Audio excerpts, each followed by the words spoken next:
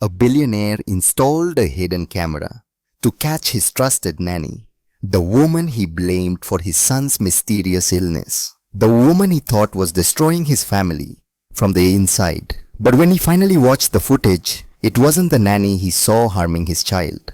It was the woman he was about to marry. And what she did to that innocent little boy would make even the cruelest person's blood run cold. This is the story of how one woman lost everything to save a child. How mother's intuition saw what doctors couldn't. How a hidden camera revealed a truth so terrible it would shatter a family and then rebuild it stronger than before. Before we continue, please subscribe and like this video. Comment below where you're watching from. We love hearing from you. The rain came down in sheets that November morning.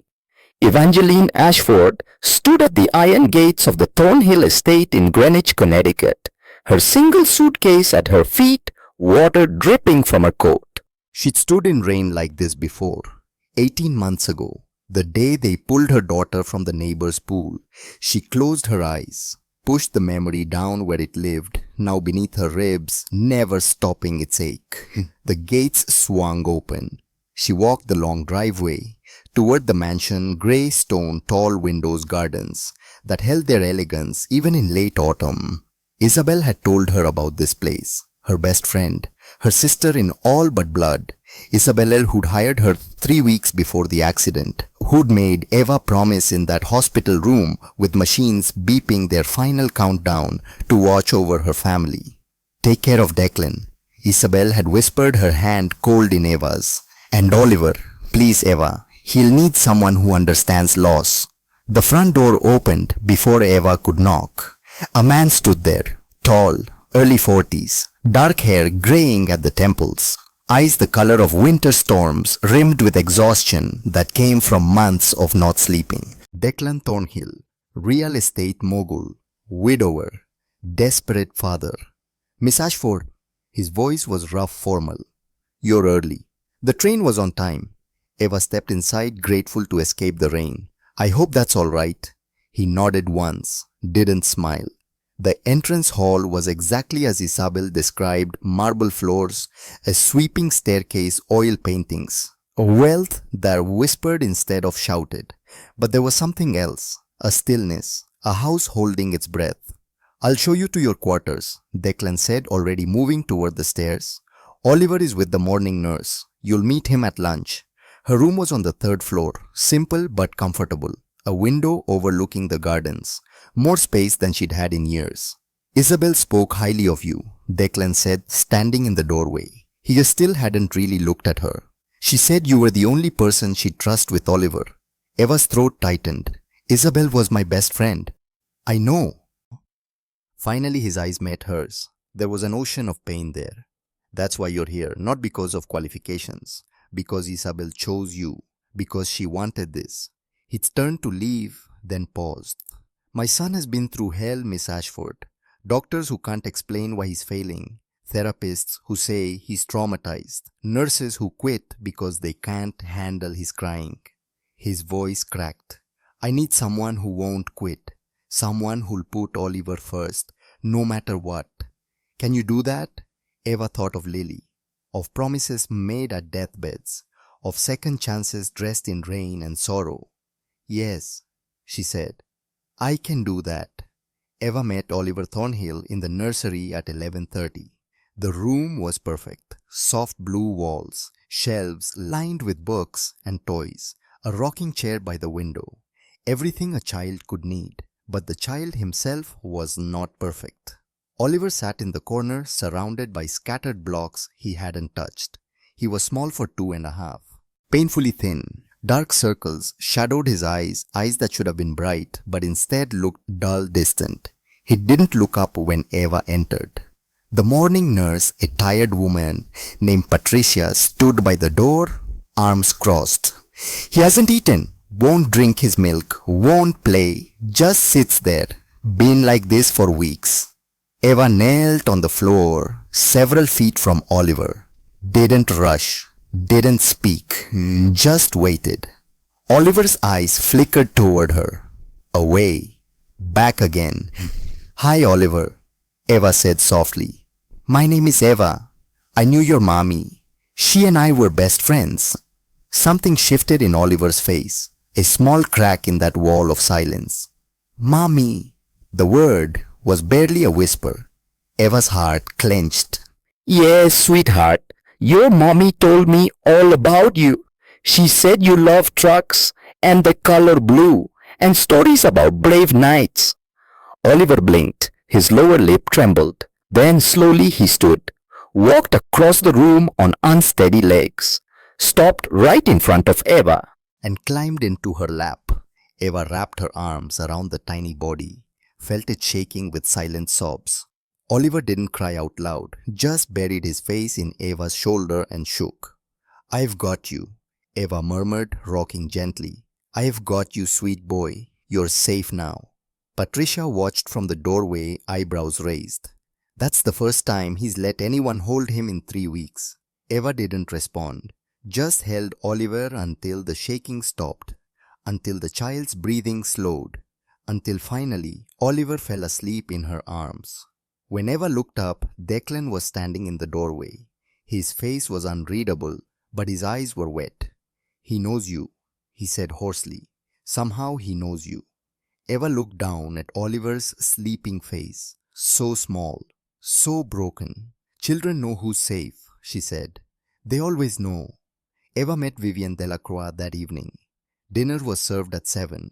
Eva came downstairs in her only nice dress, feeling out of place among the crystal and silver. Declan sat at the head of the table.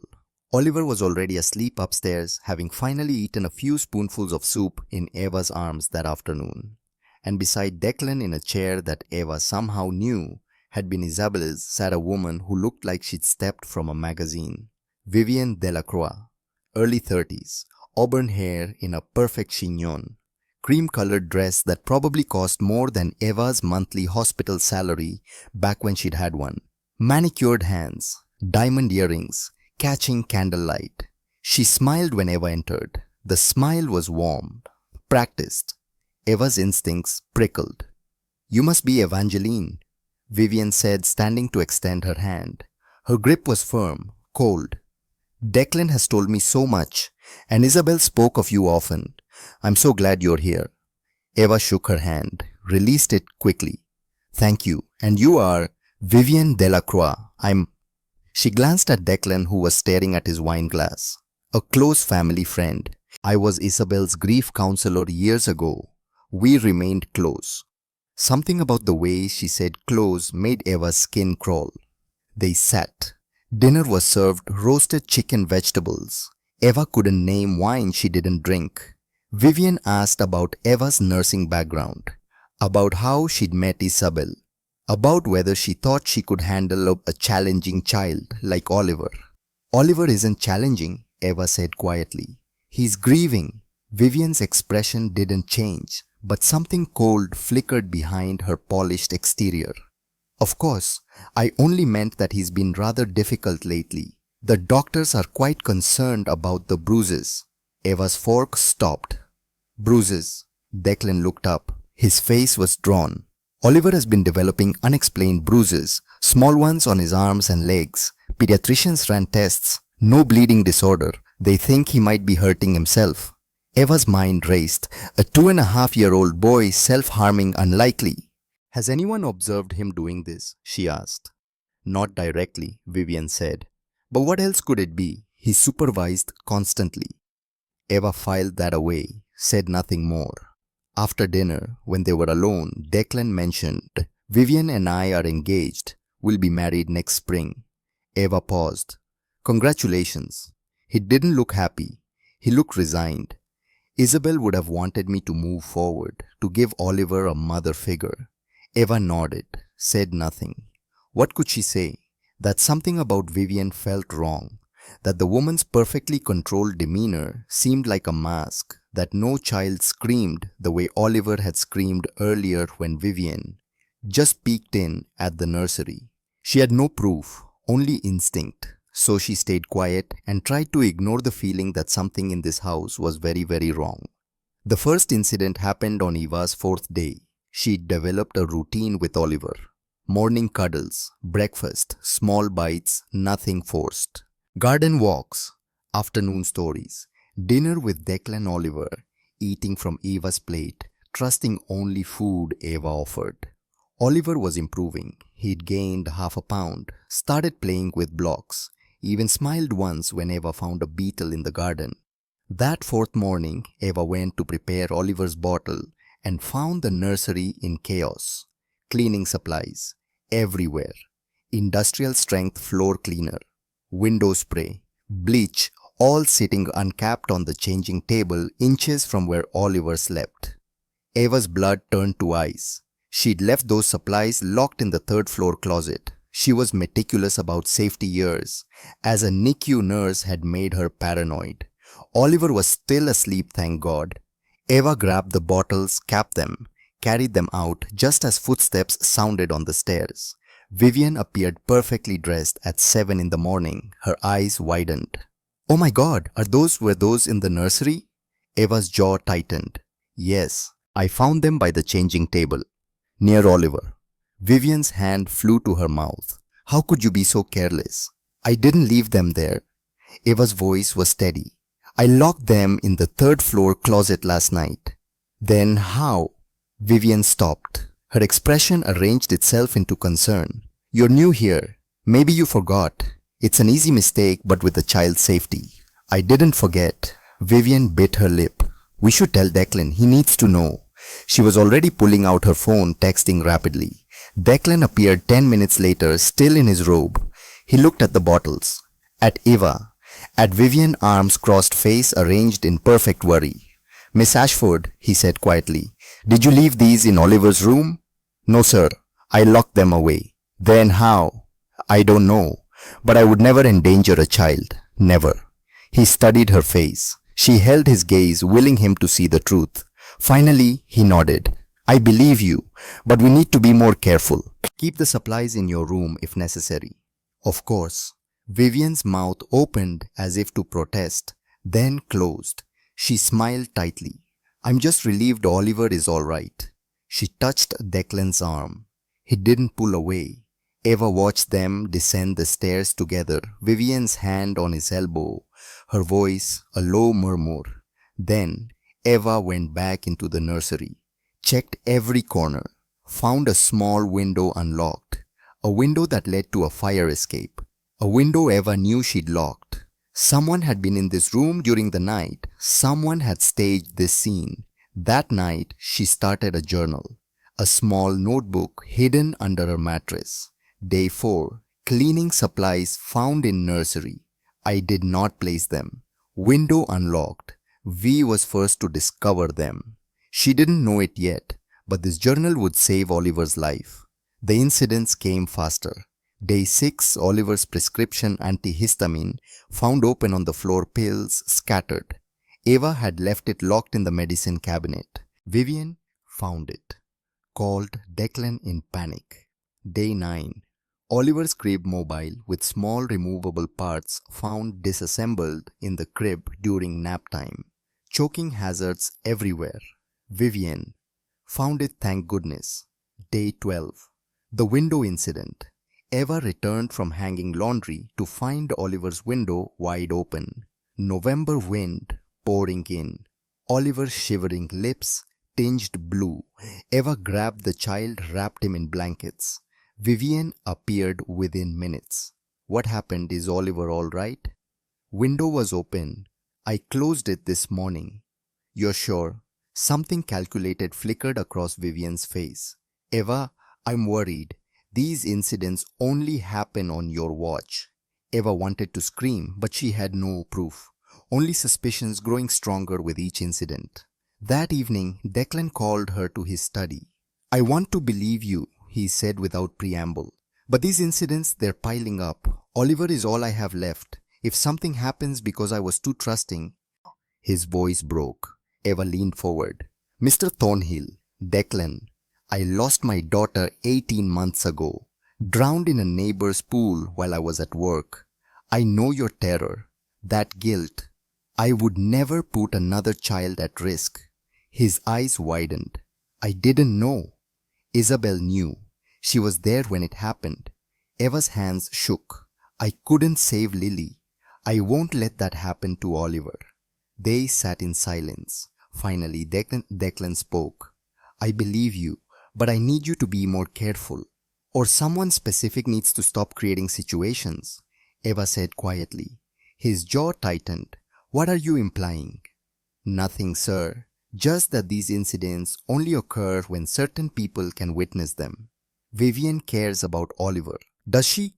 Declan stood abruptly. That's enough. Vivian is going to be Oliver's stepmother. I won't have her questioned. Eva returned to her room, pulled out her journal, added entries. Day 12 window incident. O's lips were blue. V appeared within 2 minutes. How pattern emerging every accident when I'm elsewhere. V always discovers them. D is trusting her completely. She stared at the words, then added, I need proof before something worse happens. Dr. Patricia Morland was the 4th pediatrician to examine Oliver in 4 months. Eva stood in the corner while the doctor examined him. Oliver clung to Eva's leg, wouldn't let anyone else touch him until Eva nodded permission. He's underweight, Dr. Morland said, frowning. And these bruises, different stages of healing, no obvious impact pattern. What does that mean? Declan asked. Vivian stood beside him, hand in his. It means I don't have answers. Blood work is normal. No clotting disorders. No severe nutritional deficiencies. Bone density is good. Then where are the bruises from? Vivian's voice was tight with manufactured worry. Possible self-harm, but unlikely at this age in boys. What about his failure to thrive? Declan's hand was white-knuckled. Dr. Morland hesitated. Your son experienced significant trauma, loss of his mother, multiple caregiver changes. Sometimes children respond by shutting down. Refusing food is control. So this is psychological, Vivian asked. Partially.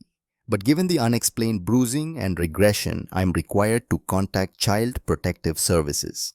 Declan went pale. You think someone is hurting him? I think we need to be thorough. In the parking lot afterward, Vivian turned to Declan. Maybe this is for the best, an objective evaluation. Her eyes flickered to Eva. Just for a second, message received. The CPS visit happened 3 days later. Margaret Sullivan arrived at 9, a woman in her 50s, with grey hair and kind eyes that had seen too much. She interviewed everyone separately. When it was Eva's turn, tell me about your relationship with Oliver. Eva explained everything. How Oliver had climbed into her lap that first day. How he was improving slowly. And the incidents, Margaret asked. I didn't do any of those things. Someone is trying to make me look negligent. Who?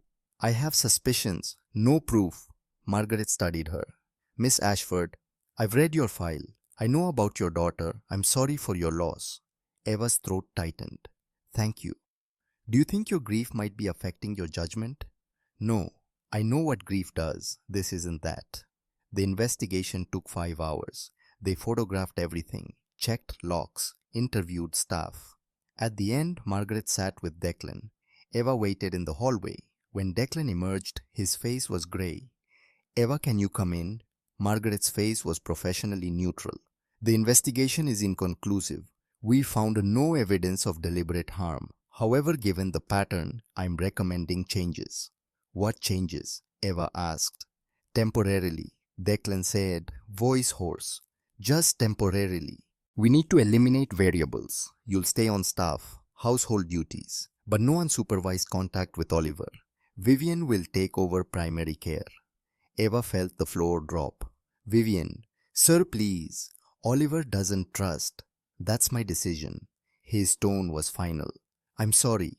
If things improve, we'll revisit this. Eva looked at Margaret. You're allowing this. I'm recommending supervision. But Thornhill is within his rights. Eva wanted to scream, but she had no proof. Only fear. Fine, she said. If that's what you think is best. She climbed to the nursery. Oliver was napping curled around a stuffed dinosaur. Eva knelt beside the crib, touched Oliver's soft hair. I'm sorry, sweetheart, she whispered, but I won't stop protecting you. I promise. Oliver stirred, reached out, his tiny hand closed around Eva's finger, and Eva made a decision. She couldn't protect Oliver directly anymore, but she could protect him another way. That night, Eva retrieved an old baby monitor camera from the attic. Small, wireless, battery-powered, she positioned it high on a bookshelf in the nursery, hidden behind a stuffed elephant. Angled toward the crib, the changing table, most of the room, she activated it, paired it with her phone, set it to record continuously storing footage in the cloud. It was illegal. If caught, she'd be fired, possibly charged. But Oliver was worth it. She would watch, she would wait. And when Vivian made her next move, Eva would be ready. 3 days passed where Eva scrubbed floors while Vivian played mother to a child who screamed every time the woman entered the room. 3 days where Oliver stopped eating again, stopped smiling. 3 days where Eva watched camera footage every night, seeing nothing but a little boy crying himself to sleep. Until day 4. Eva was in the kitchen when her phone buzzed, motion detected. It was 2 p.m., nap time. Vivian had put Oliver down an hour ago. Eva opened the app, watched the live feed. Vivian entered the room, looked around, checked the door. Then she walked to Oliver's crib. Oliver was crying, a tired, hopeless sound. Vivian reached down, grabbed Oliver's arm, yanked him up. "Shut up," Vivian hissed. "God, you're annoying." She shook Oliver hard. The child's head snapped back and forth. Eva's hands went numb. Vivian set Oliver down roughly. The toddler's head hit the crib rail with a soft thunk. Oliver screamed louder. Vivian grabbed him again. This time she lifted Oliver completely out, held him upside down by his ankles. "Is this fun?" Vivian laughed, cruel, cold. "You like being upside down." Oliver's screams filled the audio. His face was red, terrified. Vivian swung him gently like a pendulum, still laughing. Then she flipped Oliver right side up, held him at arm's length, looked into the child's face. "You took everything from me," she said softly. "Your mother, your father's attention, my chance. You're just a burden, a crying, needy little burden." She dropped Oliver back into the crib. Oliver landed hard, whimpered. Vivian leaned over. "If you tell anyone, not that you can talk properly, but if you tell, I'll make sure Eva goes away forever. Then it'll just be you and me, every day. Do you understand?" Oliver curled into a ball, silent now, shaking. Vivian straightened, smoothed her dress, checked her reflection in the window. Then she left, closing the door softly. Eva stood in the kitchen, phone clutched in white-knuckled hands, feeling the world tilt. She'd suspected. But this was beyond suspicion. This was evidence. Clear, undeniable, evil. Eva's hands shook as she saved the video, backed it up, sent it to 3 cloud accounts. Then she ran, up the stairs, down the hall, to Oliver's room. She burst through the door. Oliver was still in the crib, still curled up, still shaking. "Oliver," Eva breathed. She lifted the child out, held him close. "I've got you. I'm here. You're safe." Oliver clung to her, buried his face in Eva's neck, didn't make a sound. Eva rocked him, whispered promises, felt the child's heartbeat gradually slow, and knew with absolute certainty that the war had just begun. Because now she had proof. Now she could fight back. Now she could save this child the way she hadn't been able to save her own. The camera kept recording, silent witness to a woman holding a broken child, making promises she intended to keep, no matter what it cost. End of part 1 word. Count 5,000. Welcome back. In part 1, Eva witnessed something that changed everything. Through a hidden camera, she watched Vivian Delacroix, the trusted fiancée, torture little Oliver. Shake him, hold him upside down, threaten him. Now Eva has proof. But in a house where no one believes, her proof might not be enough. Because Vivian isn't just cruel, she's calculating. And when she realizes someone is watching, she'll become far more dangerous. This is part 2, Where evidence is gathered, stakes rise higher, and the truth gets darker with every revelation. Eva didn't sleep that night. She sat in her third-floor room, laptop open, watching the footage again. Every shake, every cruel word, every moment of Vivienne's mask slipping away. At 3 a.m., she opened a new document. Evidence log. Oliver Thornhill case. Subject: Vivienne Delacroix. Suspected crime: child abuse conspiracy to commit murder. Victim: Oliver Thornhill. Age 2.5 years. Video 1. November 18th, 2:15 p.m. Subject enters nursery during nap time. Shakes victim violently. Holds victim upside down by ankles while laughing. Drops victim into crib, causing impact with rail. Verbally threatens victim. Duration: 8 minutes 23 seconds. She saved the document, encrypted it, backed it up to 4 cloud servers. Then she lay down fully clothed and waited for morning. The next day, Eva started watching Vivienne like a scientist watches a specimen. She moved through the house quietly, doing assigned tasks, laundry, dishes, polishing, always invisible, always tracking. Vivienne came every day now. Sometimes stayed overnight in Declan's room, playing house, playing stepmother, and every time she was alone with Oliver, Eva watched through the camera. Day 5. Vivienne fed Oliver lunch. Roughly. Spooned food too fast. Oliver gagged, spit up. Vivienne slapped the high chair tray. Swallow it. Stop being dramatic. Eva saved the video. Day 6, nap time. Vivienne changed Oliver's diaper. Jerked the child's legs up. Oliver whimpered. "Oh, stop it. You're fine." She fastened it too tight. Oliver cried. Vivienne left without checking. Eva saved the video. Day 7, bath time. Vivienne filled the tub. Tested with her hand, not a thermometer. Put Oliver in. The child screamed, "Water too hot." Vivienne rolled her eyes. "It's barely warm. You're such a baby." Left Oliver in scalding water 30 seconds before lifting him out, skin red and blotchy. Eva saved the video. Her hands shook so badly, she almost dropped the phone. Each video went to the cloud, each documented with timestamps, descriptions, observations. But Eva needed more than abuse footage. She needed motive. On day 8, she found it. It happened by accident. Eva was cleaning Declan's study when she saw it. A laptop. Left open. Silver. Older. Vivienne's. Eva's heart hammered. Voices downstairs, Declan and Vivienne discussing dinner. She had maybe 5 minutes. Her fingers touched the trackpad. Screen lit up. Vivienne hadn't logged out. Eva's breath caught. This was illegal, but Oliver was being tortured. She opened the email application. First message from Gerard Whitmore. Subject: final notice. Bankruptcy filing. Eva clicked. "Miss Delacroix, this is your final notice before involuntary bankruptcy filing. Outstanding debts: 1 tal and 847,392 Cansidine. Without immediate payment of at least 500,000 by December 15th, we proceed with asset seizure. Foreclosure on your gallery." December 1st, Eva's mind raced. Vivienne was broke, about to marry a man worth 600 million. She scrolled, found more.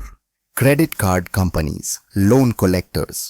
Then the folder, Thornhill, personal inside dozens of files. Photos of Declan, the house, Oliver, documents, legal documents. Eva opened one. Connecticut inheritance law. Children's rights, highlighted sections, margin notes. If spouse dies without will, child inherits majority. Child's guardian gains estate control until majority. Child custody default to step parent if biological parent deceased. Another document, life insurance policies. Declan Thornhill, 5 policies, 80 million total, beneficiaries. Oliver first, then spouse. Then search history screenshots. How to cause accidental death in toddlers. Undetectable ways to harm young children. Stair accidents, children survival rate, drowning bathtub looks accidental. How long until life insurance payout? Eva's vision blurred. She gripped the desk. Vivian wasn't just abusing Oliver. She was planning to kill him, make it look like an accident. Then, once Oliver was gone, Vivian would have Declan, his money, everything. And based on another search, accidental death household accidents, Declan might not be safe either once marriage was secure. Eva's stomach heaved. She barely made it to the trash can. Footsteps on the stairs. Eva slammed the laptop shut, grabbed her cloth, was wiping the bookshelf when Vivian walked in. "Oh," Vivian said. "Still working. It's nearly 8. "Almost finished, ma'am." Eva didn't meet her eyes. Vivian walked to the desk, picked up her laptop. "Have you been near my computer?" "No, ma'am. Just dusting around it." Those calculating eyes studied Eva's face, searching. Eva kept her expression neutral. Years as a NICU nurse had taught her to hide emotion. Finally, Vivian nodded. "Good. Privacy is important, don't you think?" "Yes, ma'am." Vivian left laptop under her arm. Eva waited until footsteps faded. Then she pulled out her phone, sent herself an email from the study computer. Subject V. Delacroix. Evidence summary. Body. Everything she'd seen. Every document. Every search query. Hit send. The email whooshed to safety. Then, Eva sat in Declan's chair and tried to figure out how to tell a man his fiancée was planning to murder his son, and possibly him. Eva tried the next morning. She found Declan in the breakfast room alone. Vivian had gone to run errands. Oliver was with Jenny, the new nurse. "Mr. Thornhill," Eva said, "I need to speak with you. Urgent." He looked up from coffee, exhausted, grey. "Is Oliver all right?" "No, sir, and I know why." His jaw tightened. "Eva, if this is about child care duties, please, listen. I have evidence, videos, documents." "Videos?" His eyes sharpened. "What kind?" "I installed a camera in Oliver's room. I know it was wrong, but I had to." "You did what?" He stood abruptly. "You've been recording without permission. To protect him." "Sir, just look at the footage." "I'll see that you've been spying on my family. That's a violation of trust, possibly illegal." "Vivian is hurting Oliver." The words burst out. She shakes him, holds him upside down, threatens him. "I have it all on video. And she's not just cruel, she's planning worse. She has massive debts. She's researching how to harm children. She's going to..." "Enough." Declan's hand slammed the table. Coffee sloshed. "I don't want conspiracy theories about my fiancée." "It's not conspiracy. Look at the videos." "How do you know about her search history? Have you been going through her files too?" Eva's silence answered. "Jesus Christ!" Big ran his hand through hair. "Eva, I tried to trust you. Isabel trusted you. But this is paranoia. My grief has nothing to do. You lost your daughter. I understand that pain, but you can't project it onto my family. You can't manufacture a villain." "I'm not manufacturing anything. The evidence is that you've invaded our privacy and are making wild accusations against a woman who has done nothing but help." Eva felt tears burn. "Oliver screams when Vivian touches him. Haven't you noticed? Your son is terrified." "Oliver is traumatized, grieving. The doctors explained this. The doctors don't see what I see." "No," Declan said quietly. "You see what your pain wants you to see." He walked to the door, stopped, didn't turn. "You're fired, Eva. Out by tomorrow morning." The words hit like a blow. "Sir Declan, please, just watch one video. One. If you still think I'm wrong, I'll leave. But please, for Oliver, for Isabel, please just look." His shoulders were rigid. "I'll have your paycheck tonight. Please avoid Vivian. This will be hard enough without confrontation." He left. Eva stood in the empty room, her world crumbling. She'd lost Lily. Now she was losing Oliver too, unless she did something drastic. Eva didn't pack. She spent the afternoon in her room, door locked, making copies. Every video, every document screenshot. She burned them to USB drives, emailed them to attorneys, Child Protective Services, anyone who might listen. But she knew how systems worked. Without immediate danger, they moved slowly. Too slowly to save Oliver. She needed something bigger, something undeniable, something live in person with witnesses. That evening, she heard Vivian on the phone in the hallway. Voice too low to make out words, but the tone was excited. Eva pressed her ear to her door. Thanksgiving, yes. 4 days. Everyone there, his partners, his family. Perfect time too. No, she'll be gone. The nanny. Declan fired her today. So just us. And Oliver. Pause. Laugh. It'll look like an accident. Children fall. Especially on stairs. No one will question. Eva's blood froze. Thanksgiving. Vivian was planning something for Thanksgiving. 4 days. She had 4 days to expose Vivian, to make Declan see, to save Oliver. And she'd just been fired. Eva paced, thought, planned. Then she pulled out her phone, dialed a number she hadn't called in 18 months. Hartford Police Department. I need to report a child in immediate danger. The police came the next morning. 2 officers, Martinez and Chen. They interviewed Eva first. You have evidence of abuse? Officer Martinez asked. Eva showed everything. Videos, documents, search histories. They watched in silence. When footage of Vivian shaking Oliver played, Martinez's jaw tightened. This is clear abuse, she said. But there are problems with how you obtained this. I know it's illegal.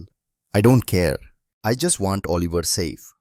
The camera is one thing. The laptop search is more serious. But Martinez exchanged a look with her partner. Given the content and child safety, we can work with this. What happens now? We interview the family, examine the child. If we find evidence, we petition for emergency custody. How long? Depends. Could be hours, could be days. We don't have days. Eva's voice was urgent. She's planning something for Thanksgiving, something fatal. The officers exchanged another look. We'll expedite, Martinez said. They went downstairs. Eva followed at a distance. Declan's voice shocked and angry. Officers, I don't understand. A wellness check. Sir, we've received credible reports of child endangerment. We need to examine your son. This is ridiculous. My fiancée would never. Where is your fiancée now? Pause. Upstairs with Oliver. I'll get her. Eva's heart pounded. This was it. They'd see Vivian with Oliver. See the fear. Footsteps on stairs. Vivian appeared carrying Oliver. The child was quiet. Too quiet. Eyes dull. But not screaming. Not fighting. Eva's stomach sank. Officers. Vivian said, voice perfectly modulated. Concerned but cooperative. Is everything all right? Something about a wellness check. We need to examine the child, ma'am. Of course. Anything to help. Oliver has been unwell. We've seen several doctors. I'm glad you're here. She handed Oliver to Martinez with a gentle smile.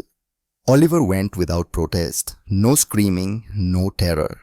Eva realized what had happened. Vivian had drugged him. Nothing strong enough to be obvious, just enough for docility. The examination took place in Oliver's room. Eva wasn't allowed inside. 40 minutes later, the officers came downstairs. Martinez looked apologetic. To Tuster Thornhill, we found no evidence of current abuse. The bruises appear consistent with normal childhood injuries. Your son appears healthy if underweight. Then we're done. Declan's voice was tight. We'd like to speak with Miss Delacroix separately. They interviewed Vivian in the study. She emerged 20 minutes later with red-rimmed eyes, tissue in hand. It's so awful, she was saying, to be accused. I love Oliver like my own. To think that someone would. Voice breaking. The performance was flawless. When the officers left, Declan followed them out. Eva watched from her window. She saw Martinez shake her head, saw Declan's shoulders relax. Then he looked up at Eva's window. His eyes were cold. Eva knew she'd lost. The police wouldn't help. Declan wouldn't believe her. And Vivian had learned someone was watching. She would be more careful now. Until Thanksgiving. Until the accident. Eva had 3 days. That night, there was a knock on Eva's door at 7:30. Eva opened it expecting Declan. Instead, Jenny, the young nurse, eyes wide frightened. "Can I come in?" she whispered. Eva pulled her inside, locked the door. "I saw something," Jenny said. "This afternoon, after police left." Eva's pulse quickened. "What?" "Miss Delacroix, with Oliver in the nursery. But Thornhill went to his office. He asked me to start dinner. I was coming back for Oliver's laundry when I heard sounds." "What sounds?" "Crying, muffled, like someone being held." Jenny's eyes were wet. "I looked through the door. It was cracked and I saw her." "What was she doing?" "She had Oliver by the arms, shaking him, telling him to shut up or else. Then she—" Jenny's voice broke. "She lifted him up, held him upside down. Oliver was screaming and Miss Delacroix was laughing." Eva's hands curled into fists. "Did you record it?" "No, I was shocked. Just stood there. Then Miss Delacroix heard me, put Oliver down, came to the door, saw me." "What did she say?" "She smiled." Jenny's face paled. "Said, 'Children need firm boundaries. Oliver and I were playing. Please don't mention this to Mr. Thornhill. He gets worried. We don't want to stress him.' Then handed me $100 for discretion." "Did you take it?" "I didn't know what to do. I took it, said okay. Then went to my room and threw up." Jenny grabbed Eva's hand. "You were right. She's hurting that baby. And no one believes us." Eva thought quickly. "The camera is still recording. It caught this afternoon." "Then show Mr. Thornhill. He won't watch. He thinks I'm paranoid." Eva paced. "But if we had a witness, someone who saw in person, he won't believe me either. I'm just the new nurse. Miss Delacroix will say I'm lying." Eva stopped, an idea forming. Dangerous, possibly insane, but it might work. "What if we made him see it?" she said slowly. "Not through camera, not through witness. What if we made him walk in while it was happening?" Jenny's eyes widened. "How Vivian is careful when watched. But if she thinks she's alone with Oliver, she drops the mask." "You want to set a trap?" "But Thanksgiving," Eva said. "Everyone here, 50 guests, Vivian playing hostess, perfect stepmother, but at some point she'll slip away. Check on Oliver, and that's when she'll do something." "Do what?" Eva remembered the phone call. "Children fall, especially on stairs." "Something fatal," Eva said. "Something that looks accidental." Jenny paled. "We can't use Oliver as bait." "We won't. We'll be watching, both of us. When Vivian makes her move, we'll be there. And we'll make sure Declan is too." "He fired you. You won't be at dinner." Eva smiled grimly. "Then I'll be somewhere he won't expect." She pulled out her laptop, showed Jenny the cloud storage, dozens of videos, timestamps, evidence. "I'm sending this to state police," Eva said, "and 3 lawyers, with instructions if anything happens to me or Oliver, it gets released to media. Every news station, Declan's company destroyed by scandal." "That's intense. Vivian is planning to kill a child." "We're past intense." Eva met her eyes. "I need to know if you're in." Jenny was quiet. Then she squared her shoulders. "I'm in. I became a nurse to help children, not stand by while they're murdered." Eva felt hope surge. "Okay," she said. "Here's what we do." Eva didn't leave that night. She told Declan she needed an extra day. Sister was supposed to pick her up, mix up with transportation. Could she stay one more night? He agreed, barely looking at her. That bought her Thanksgiving Day. She spent 3 days preparing, planning, watching Vivian through the camera, documenting every cruelty. The videos worsened. November 23rd, Vivian pinched Oliver's arm, hard enough to leave marks. Oliver whimpered, "Vivian, stop crying or I'll give you something to cry about." November 24th, Vivian accidentally bumped Oliver into a doorframe. Oliver's head hit with a sickening thunk. Vivian, "Oops, watch where you're going." November 25th, Thanksgiving morning, Vivian stood over Oliver's crib, watching the sleeping child. Expression cold, calculating. "Soon," she whispered. "Very soon you won't be a problem." Then she lay fan to prepare for the party. Eva saved every video, backed everything up again, and made one final call. Officer Martinez answered on the second ring. Miss Ashford, I hope. A child will be in danger tonight, Thanksgiving night, Thornhill Estate. I believe Vivian Delacroix will attempt to harm or kill Oliver Thornhill between 6 and 9 p.m. Pause. That's serious. I have more evidence, new videos, and a witness who saw abuse firsthand. Miss Ashford, we investigated. She drugged the child. That's why Oliver was docile. Check the toxicology from your visit. You'll find sedatives. Another pause. Longer. If you're wrong, I'm not.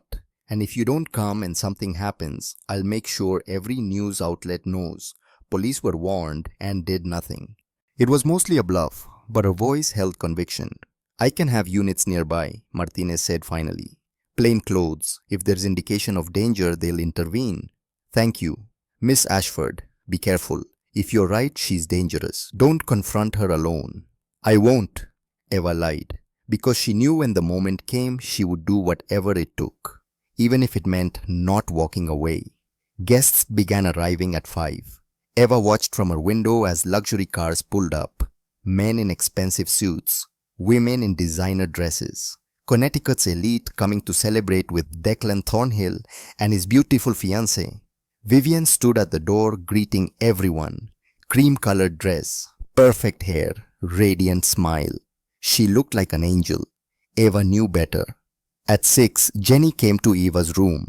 Everyone's in the dining room. Dinner's being served. Oliver is in the nursery with a monitor. Miss Delacroix insisted he needed quiet away from noise. Perfect, Eva said.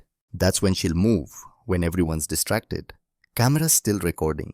Yes, and I've set up a second one in the hallway. Multiple angles. Jenny nodded. I told Mr. Thornhill I'd check on Oliver during dinner. He said fine. Eva handed her a small wireless earpiece. Put this in. We can communicate. They synchronized phones, tested audio. It worked. Eva, Jenny said quietly, what if we're wrong? What if she doesn't do anything? Then I'm paranoid and wasted everyone's time. I can live with that. Eva met her eyes. But if we're right and we do nothing, a child dies. Can you live with that? Jenny shook her head.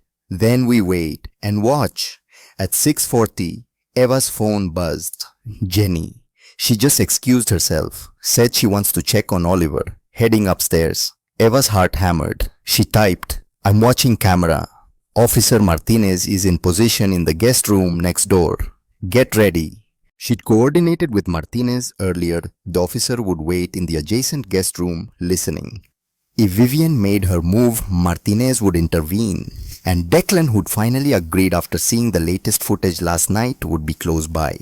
Eva pulled up the live feed. Vivian entered the nursery, closed the door, walked to the crib where Oliver lay sleeping. Stood there for a long moment just looking down. Then she reached in, lifted Oliver out. The child woke groggy and confused. Hello, sweetheart, Vivian said softly. Did you have a nice nap? Oliver whimpered. Tried to pull away. Vivian's grip tightened. No, stay still. We're going to play a game. Eva's phone was in her hand recording the feed. On camera, Vivian carried Oliver to the doorway. Opened it, looked into the hallway. The stairs are so slippery, Vivian murmured. Especially for little boys who don't watch where they're going. Eva's blood turned to ice. She was going to push Oliver down the stairs, make it look like the child wandered out and fell. Eva burst from her room, ran down the hallway. She rounded the corner and stopped. Vivian stuttered at the top of the main staircase, Oliver in her arms, the child crying silently, tears streaming. Vivian looked up, saw Eva. Their eyes met. For a moment, everything froze. Then Vivian smiled. Eva, she said pleasantly, I thought you'd left. How awkward.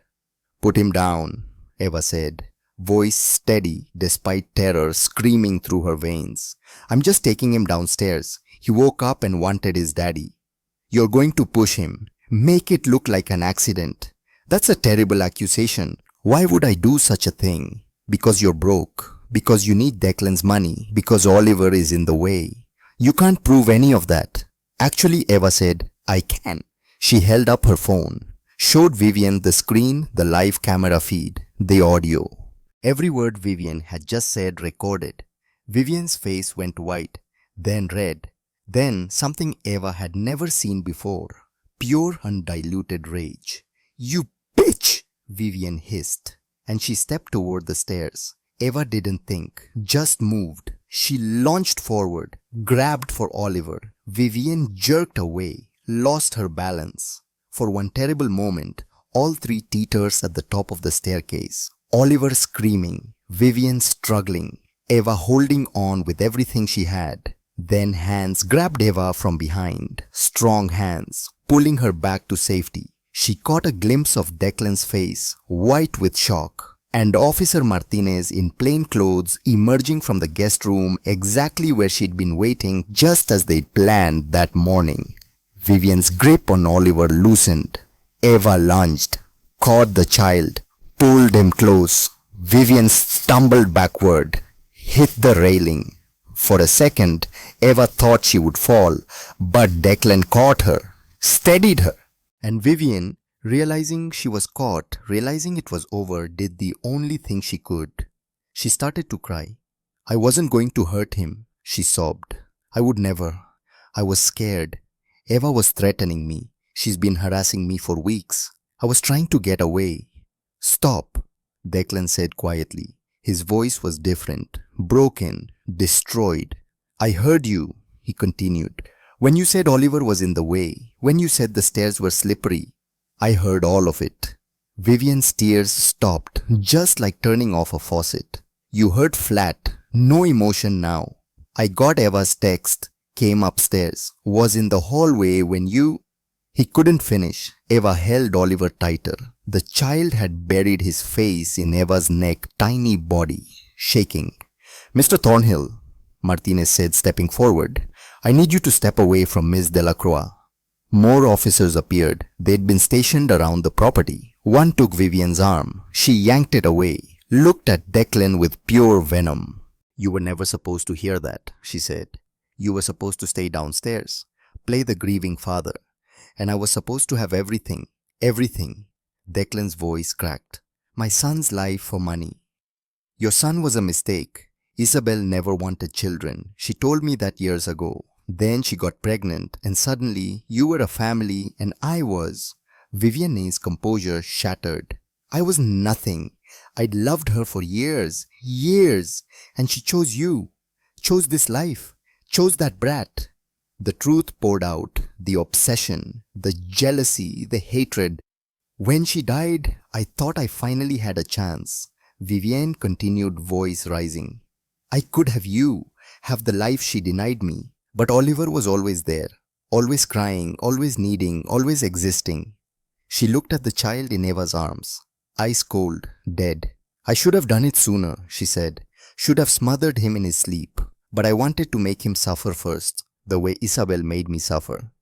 The officer holding her arm looked sick. Declan backed away, as if she were poison. "Take her," he whispered. They did. Handcuffs, Miranda rights. The walk down the stairs while 50 dinner guests watched in horror. At the door, Vivian looked back at Eva. "You should have minded your own business," she said. Then she was gone, and Eva stood at the top of the stairs holding a sobbing child, while Declan Thornhill fell to his knees and wept. End of part 2. Word count 5500. Welcome to the final chapter. Vivian has been arrested. The truth is out. But this isn't just about catching a monster. It's about what comes after, about healing, about justice, about a family rebuilt from ashes and love. This is part 3, where broken things become beautiful again. The house was silent after police left. 50 guests had departed in shocked whispers. Thanksgiving dinner abandoned. Food cold. Candles burned down. Vivian's decorations seemed grotesque now, a stage set for horror. Declan sat in his study, head in hands. He hadn't spoken since police took Vivian. Hadn't moved except to breathe. Eva stood in the doorway, Oliver asleep in her arms. The child had finally cried himself into exhaustion, tiny hands still clutching Eva's shirt. Mr. Thornhill, Eva said softly.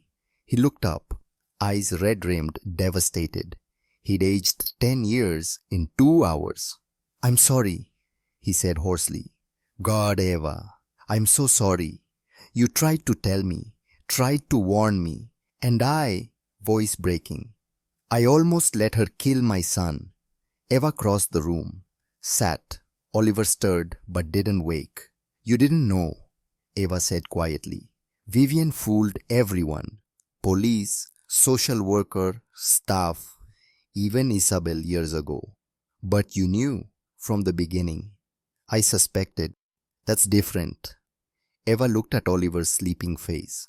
Mother's intuition maybe, or grief that taught me what real love looks like. Vivian never loved Oliver. Declan's hands shook. I should have seen, should have protected him. Instead, I chose comfort over safety. You chose what looked like love. That's not a crime. It almost became tragedy. They sat in silence, clock ticking, wind rattling windows. Finally, Declan spoke. Police want you to testify. At trial, they said your evidence, the video's documentation, strongest case they've seen. I'll testify, Eva said immediately. Whatever Oliver needs. And after, he met her eyes.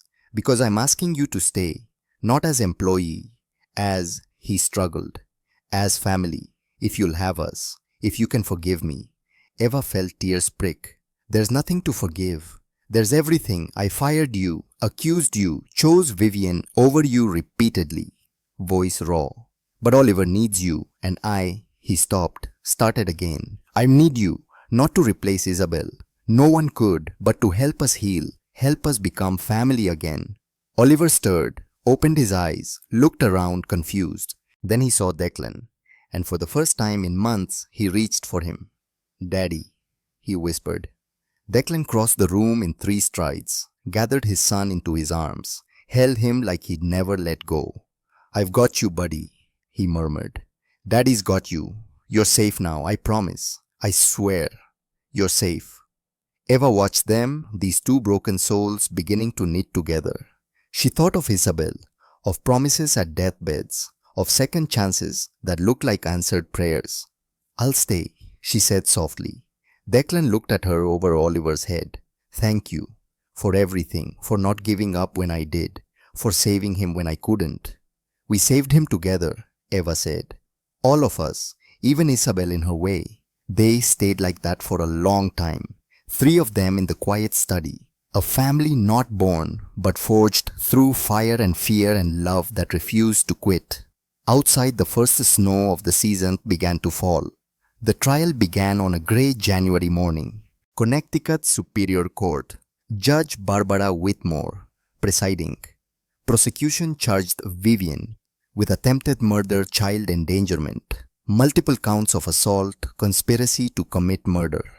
The courtroom was packed. Media, child welfare advocates, Declan's business associates. Some of Vivian's former friends come to watch her fall.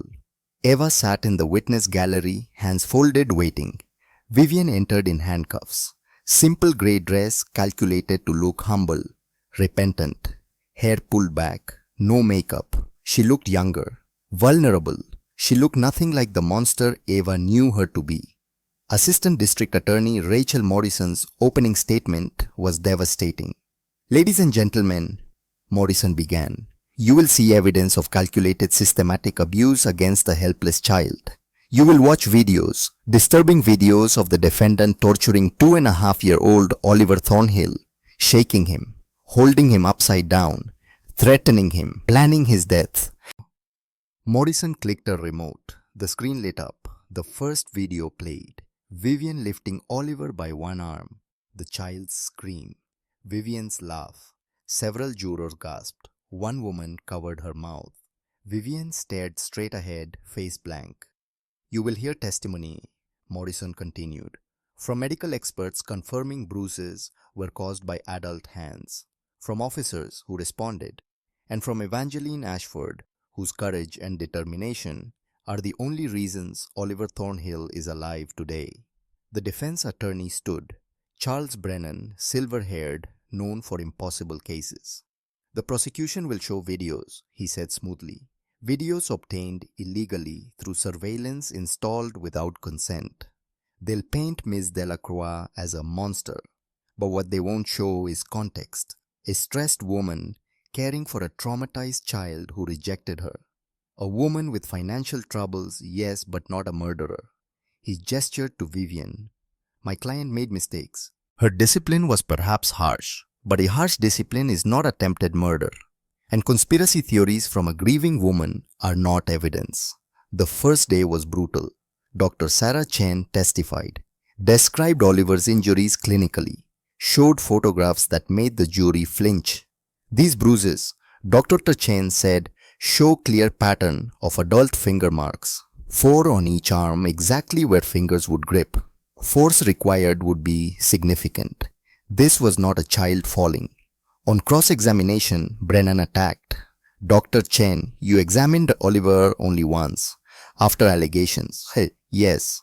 So you never saw injuries fresh? No, but the pattern. The pattern could have many explanations. You can't definitively say, my client caused these, can you? Hesitation. Not with absolute certainty, no. But, thank you, doctor.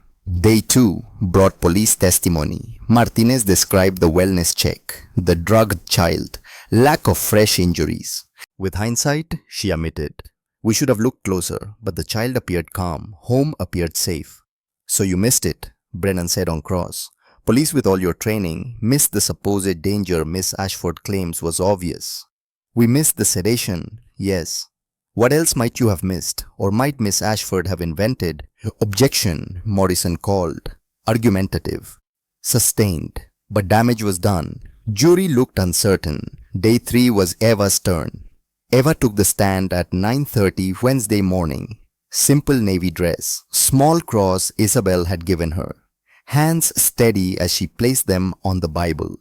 Do you swear to tell the truth, the whole truth, and nothing but the truth? I do. Morrison approached. Miss Ashford, please tell the jury how you came to work for the Thornhill family. Eva took a breath. I was hired by Isabel Thornhill before her death to care for her son. Isabel was my best friend. She knew I'd lost my own daughter 18 months prior. She wanted someone who understood grief. And when you arrived, what did you observe about Oliver? He was failing to thrive, underweight, withdrawn. Multiple doctors had examined him without finding cause. But I noticed immediately Oliver reacted differently to different people. How so? When I held him, he relaxed, ate small amounts, slept. But when Vivian Delacroix entered the room, Oliver became hysterical, screaming, trying to get away. Objection, Brennan called. Speculation. Witness cannot know what the child was feeling. I'll rephrase, Morrison said. What were Oliver's observable behaviors around Miss Delacroix? He screamed, cried, clung to me or his father, refused eye contact, physically tried to escape. And did anyone else notice? But Thornhill noticed, but attributed it to trauma from losing his mother. Staff noticed, but didn't interfere. Eva's voice was steady. I noticed because I've worked with traumatized children. This wasn't grief, it was terror. Morrison pulled up the first video. Miss Ashford described what's happening in this footage. Eva watched Vivian shake Oliver.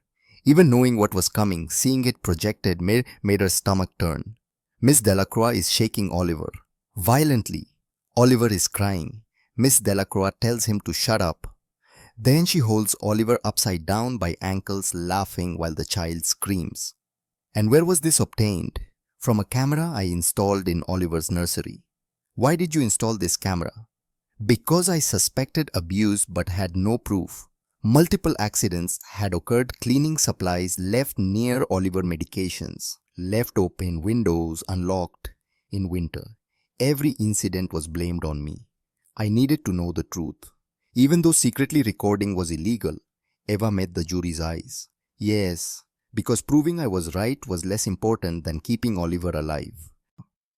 Morrison showed more videos, 47 incidents spanning 6 weeks. Each worse than the last. By the end, 2 jurors were crying.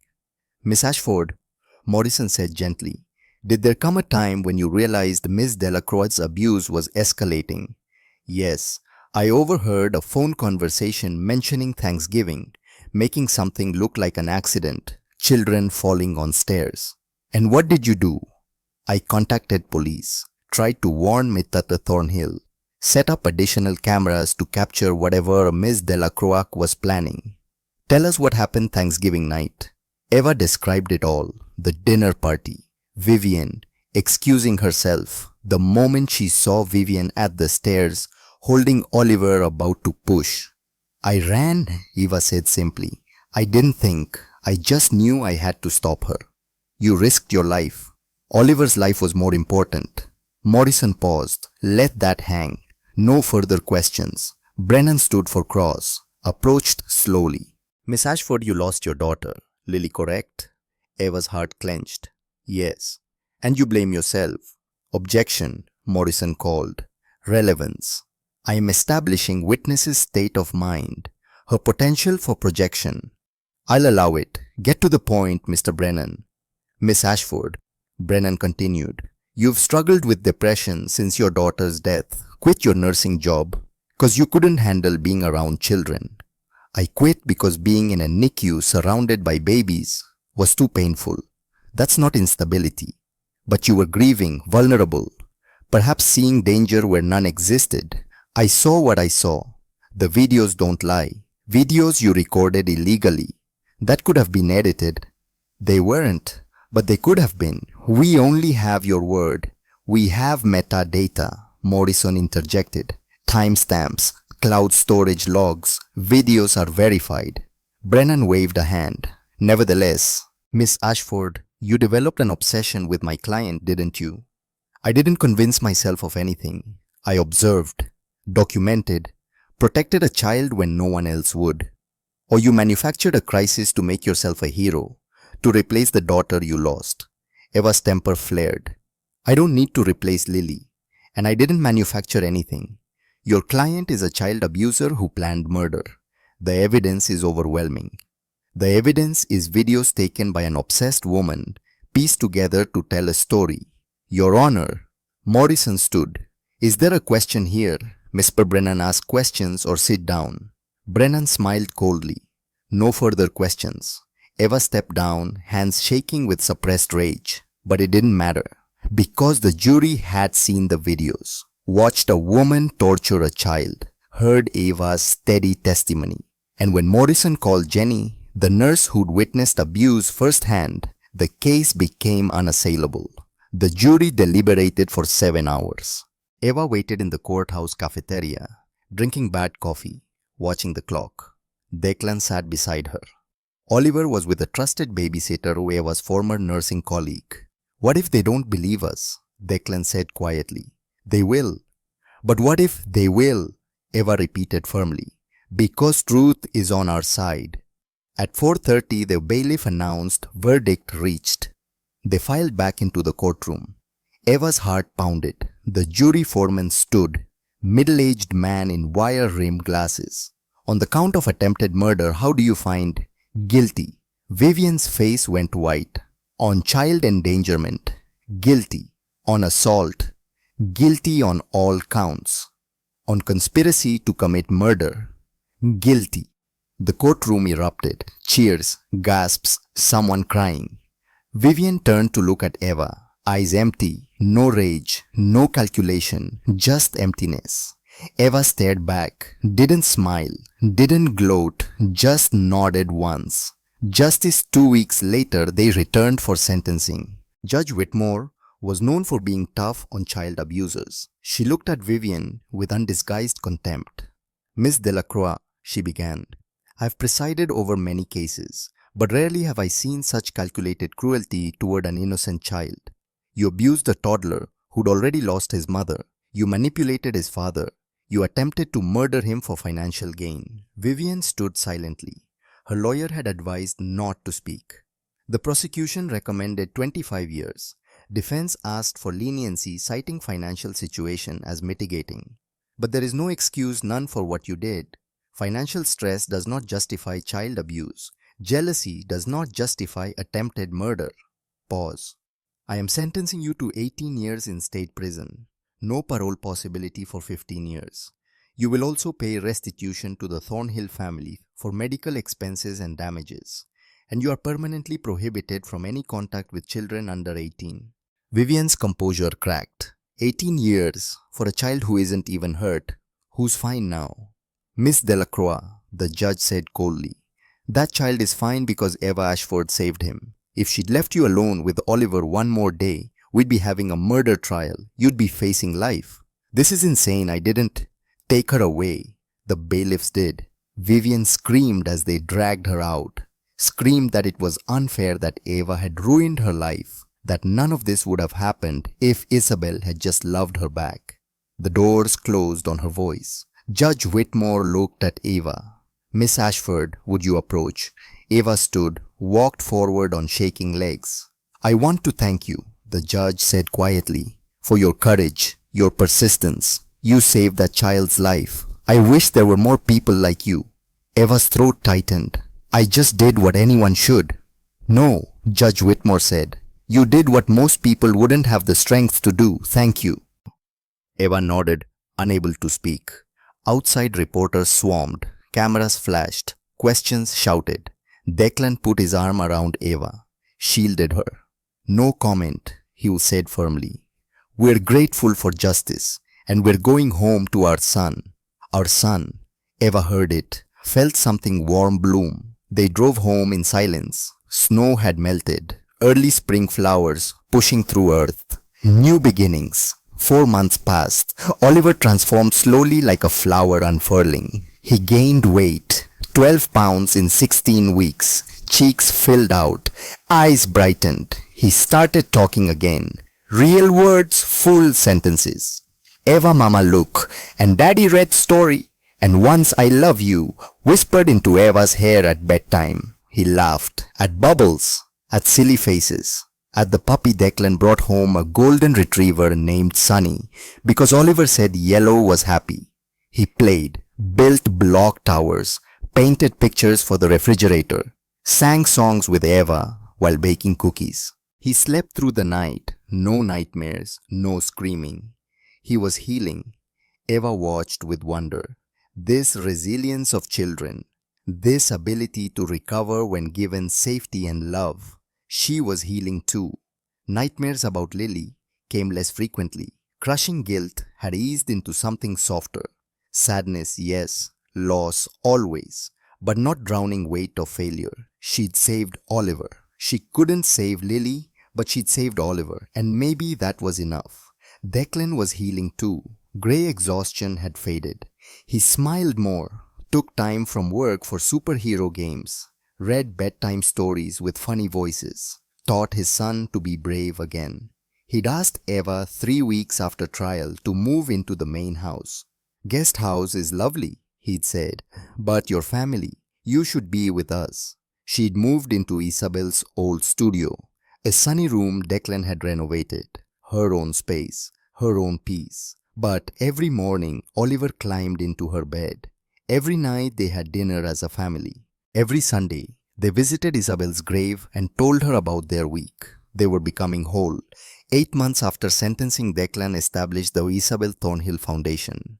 Mission: protect children from abuse, train professionals to recognize danger, support survivors with counseling and resources.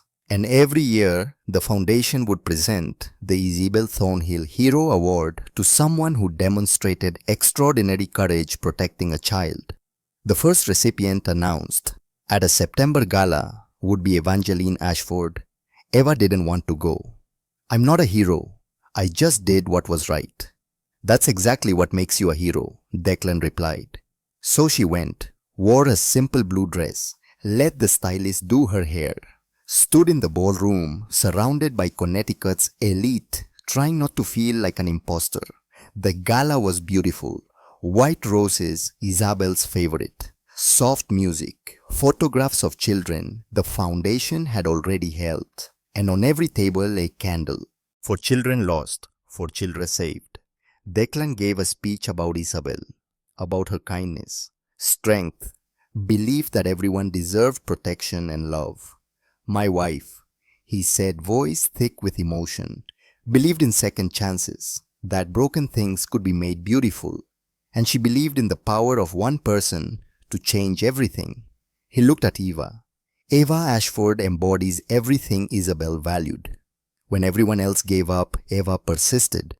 When everyone else looked away, Eva saw truth. When my son needed a hero, Eva became one. The room erupted in applause. Eva walked to the podium on trembling legs. 200 faces looked back, expectant, admiring. She thought of Lily, of Isabel, of Oliver, and she spoke from her heart. I didn't save Oliver alone, she began. Isabel saved him by bringing me into their lives. My daughter Lily saved him by teaching me what real love looks like. God saved him by giving me eyes to see and courage to act. Pause. I lost my little girl 18 months before I met Oliver. Lily drowned while I was at work, and I blamed myself. Thought I'd never forgive myself. Thought my life was over. Tears streamed down her face. She didn't wipe them away. Then Isabel called, asked me to work for her family, take care for Oliver. And I almost said no, because how could I care for someone else's child when I'd failed my own? The room was silent, rapt. But Isabel knew something I didn't. She knew that sometimes the only way to heal a broken heart is to love again, to risk again, to choose life even when death has taken everything. Eva looked at Declan, at Oliver sitting on his lap wearing a blue shirt because blue was his favorite. Oliver didn't replace Lily. No one could, but loving Oliver taught me I still had love to give, that my failure with Lily didn't mean I was doomed forever, that second chances are real. She held up the Crystal Award, a sculpture of hands holding a child. This award isn't just for me, it's for every person who has lost something precious and chosen to keep going. Every person who has seen danger and refused to look away. Every person who believes children deserve protection, even when protecting them costs everything. Voice breaking. Thank you for this honor. Thank you for seeing value in what I did. But mostly thank you for giving me a family when I thought I'd lost mine forever. She stepped away. The room exploded with applause. A standing ovation that went on and on. Declan was crying. Oliver was clapping his little hands with delight. And Eva felt for the first time since Lily died that maybe, just maybe, she was going to be okay. Oliver turned 3 on a sunny October morning. They celebrated in the garden. Balloons in every color. A cake shaped like a truck. 20 guests, family, friends, staff who'd supported Eva Jenny, the nurse, Officer Martinez. Oliver wore a blue shirt with his favorite superhero. He ran through grass with Sunny chasing him, laughing with pure, uncomplicated joy. Eva watched from the patio, lemonade in hand. Declan came to stand beside her. He's happy. He is. Because of you. Eva shook her head. Because of all of us. You, me, Isabel, watching over us. We're a team. We're a family, Declan corrected gently. Eva smiled. Yes, we are. Oliver ran over, breathless and grinning. Eva, Mama, Daddy, come play. They joined him in the grass, played tag, had a water balloon fight, ate cake with their hands like children themselves. When it was time to blow out candles, Oliver closed his eyes tight, made his wish. What did you wish for, buddy? Declan asked. Oliver looked at Eva, then at his father, back at Eva. I wish that Eva Mama stays forever, he said simply, and that we're always a family, forever and ever. Eva's throat closed. She looked at Declan over Oliver's head. His eyes were wet with joy, the kind that came from healing instead of hurt. Sweetheart, Eva said softly, kneeling an eye level with Oliver. I'm not going anywhere. This is my home. You and Daddy, you're my family. For as long as you'll have me. Forever, Oliver asked. Forever, Eva promised. Oliver threw his arms around Eva's neck. I love you, Eva Mama. I love you too, sweet boy, so much. Declan wrapped his arms around both of them, 3 of them in the garden, surrounded by flowers and balloons and remains of a birthday party. A family not born from blood, but built from loss and love and the choice to keep fighting. Eva looked up at the sky, thought she saw Isabel smiling down, thought she felt Lily's presence too blessing this imperfect, beautiful second chance. Thank you, she whispered. To Isabel, to Lily, to God, to whatever force had brought her here.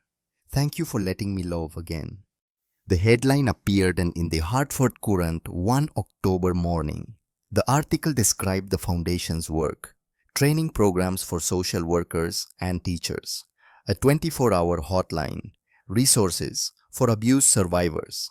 It mentioned Eva Ashford, now Director of Child Advocacy, her work training professionals, her testimony at legislative hearings. It mentioned Oliver Thornhill, now 4 years old, thriving and healthy. A photograph showed him with his father and Eva at a foundation event, all three smiling. Oliver wore his signature blue shirt. Eva's hand rested on the child's shoulder. Declan's eyes held genuine peace. And it mentioned Vivian Delacroix, currently serving year 2 of 18, denied parole, showing no remorse. But the article wasn't really about Vivian. It was about healing, resilience, the power of one person's courage to change the world. In the Thornhill house that October morning, Eva read the article at breakfast. Oliver was coloring beside her. Declan was making pancakes. Sunny lay at Oliver's feet, tail thumping. It was an ordinary morning, peaceful, warm, exactly what Eva had once thought she'd never have again. "Eva Mama," Oliver said, holding up his drawing. "Look, it's us." Eva looked. The drawing showed 3 stick figures, one tall, one medium, one small, holding hands. Above them, 2 other figures, one with angel wings. One much smaller looked down from a cloud. "That's Mama Isabel," Oliver explained. "And that's Lily. They're watching us from heaven, making sure we're happy." Eva's eyes filled. "It's perfect, sweetheart." "We are happy, right?" Oliver asked, suddenly worried. "You're not sad." "No, baby, I'm not sad." Eva pulled Oliver onto her lap.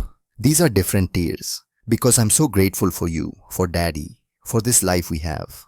Oliver studied her face. Then he kissed Eva's cheek. "Good, because I love you and families stay together." "Yes," Eva whispered. "Families stay together." Declan brought over pancakes. They ate breakfast together, talking about nothing and everything, planning the day, laughing at Sunny's attempts to steal bacon. Just a normal family, having a normal morning. But Eva knew there was nothing normal about the love they'd built, the healing they'd found, the way they'd taken tragedy and transformed it into hope. After breakfast, she went to her studio, pulled out her journal. She turned to a fresh page, dated it, and wrote, "Dear Lily, it's been 2 years since I lost you, and there are still days when grief feels unbearable. But I want you to know I'm okay now. I found a family. Oliver needs me the way I once needed you. And loving him doesn't mean I've forgotten you. I think you'd like Oliver. He's brave and funny and so full of light. And I think you'd like Declan too. I don't know why God let me lose you, but I know that on the other side I found purpose. I found family. I found proof that broken things can be beautiful again. Thank you for teaching me how to love. Thank you for watching over me. I love you forever, my sweet girl. But I'm going to be okay. Your mama always." She closed the journal, put it away. Then she went downstairs where Oliver was waiting to play superheroes, and Declan was waiting with his terrible dad jokes, and Sunny was waiting to be scratched, where her family was waiting. And for the first time since Lily died, Eva felt complete. Not because the pain was gone. It would never be gone. But because she'd learned that love is bigger than loss, that courage is stronger than fear, that families aren't always given. Sometimes they're chosen. And she had chosen this beautiful imperfect life, this hard-won happiness. She had chosen to save a child, to heal a broken man, to build a home from ashes. She had chosen love, and love Eva had learned was always worth choosing. Evangeline Ashford continues to serve as director of the Isabel Thornhill Foundation for Child Protection. In its first year, the foundation helped identify and rescue 50 children from abusive situations. Oliver Thornhill is now 4 years old. He is healthy, happy, and thriving. He still calls Eva, Eva Mama. Declan Thornhill has reduced his work hours to spend more time with his son. He credits Eva with teaching him what family truly means. Vivian Delacroix is serving 18 years at York Correctional Institution in Connecticut. She will be eligible for parole in 2039. Together, Eva, Declan, and Oliver continue to heal. They visit Isabel's grave every Sunday. They honor Lily's memory every year on her birthday. And they live each day as proof that sometimes the family you choose is the family you were always meant to find.